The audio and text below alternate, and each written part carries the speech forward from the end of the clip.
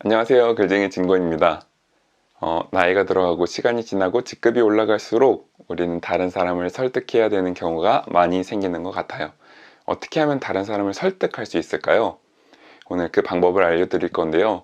너무나 많은 방법이 있지만 그 중에서 한 가지 방법, 정말 중요하다고 생각하는 이 한 가지 방법을 알려드리도록 할게요. 그게 뭐냐면 에토스를 활용하는 겁니다. 에토스는 2000년 전에 아리스토텔레스가 이야기했던 내용이에요.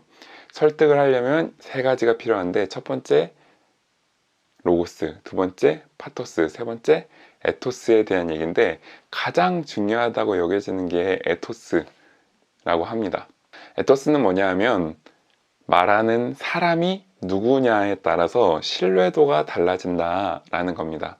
무슨 말이냐, 길을 지나가는데 어떤 날 모르는 아저씨가, 허름하게 생긴 아저씨가 야, 치열하게 살아야 돼 라고 이야기를 한다면 우리는 그 사람의 말을 귀 기울여 듣지 않겠죠. 뭐 저런 꼰대 같은 아저씨가 있어, 뭐 쥐나 잘하지, 이렇게 생각을 할 거예요.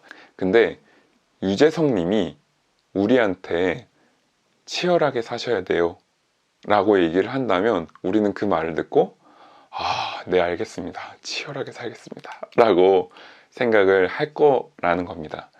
말하는 사람이 누구냐에 따라서 말에 대한 신뢰가 올라간다 라는 거예요. 그래서 정확하게 말씀드리면 얼마나 그 사람이 선하게 살아왔는지, 신뢰를 보여줄 수 있는 삶을 살았는지, 이 삶으로 보여주는 것이 바로 에토스입니다. 설득은 삶으로 말하는 겁니다. 근데 우리는 그 짧은 순간에 삶을 온전히 보여줄 수가 없어요. 그러면 어떻게 이 삶을 보여주는 방법이 있을까요? 첫 번째는 나의 힘들었던 과거, 어려움, 이 모든 순간들, 고통스럽게 내가 이 치열하게 살아왔던 나의 삶을 드러내는 거예요. 우리는 약점을 드러내는 것을 굉장히 어려워해요. 하지만 다른 사람을 설득하기 위해서는 어려웠던 과정, 힘든 순간, 결핍, 어려움, 취약점을 보여줘야만 그 사람이 내 삶을 보고 신뢰를 얻을 수 있다는 거죠. 그런데 삶을 온전히 보여줄 수 없을 때가 있잖아요. 면접을 보거나 아니면 짧은 시간 내에 이 사람을 설득해야 되는 경우, 그럴 때 쓸 수 있는 방법은 삶을 빌려오는 겁니다. 다른 사람의 삶을 빌려오는 거예요. 제가 말에 힘이 없지만 제 말에 힘을 실기 위해서 2000년 전에 아리스토텔레스의 얘기를 가져옵니다. 그 당시에 소피스트라는 사람들이 있었는데 지금으로 따지면 변호사, 검사 정도의 힘을 가진 사람들입니다. 당시에는 법이 명확하게 규정되어 있지 않다 보니까 법에 빈틈이 많았어요. 그래서 판사가 판결을 내리기 위해서 사람들의 말을 듣고 판결을 내립니다. 그러면 말을 얼마나 잘하느냐가 권력을 얼마나 가질 수 있느냐이겠죠. 그래서 말이 굉장히 중요한 시대였어요, 2000년 전에. 그래서 그 소피스트들이 말을 어떻게 할 것인가에 대해서 다양하게 정리하는데, 그거를 아리스토텔레스가 세 가지로 묶었던 겁니다.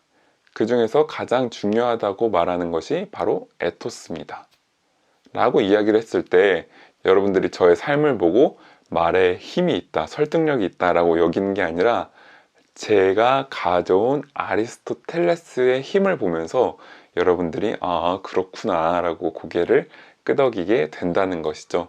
이처럼 삶을 빌려오는 것도 에토스를 이용할 수 있는 방법 중에 하나가 되겠습니다. 그래서 정리하자면 상대방을 설득할 수 있는 말의 힘은 어디서 나온다? 삶의 힘에서 나옵니다.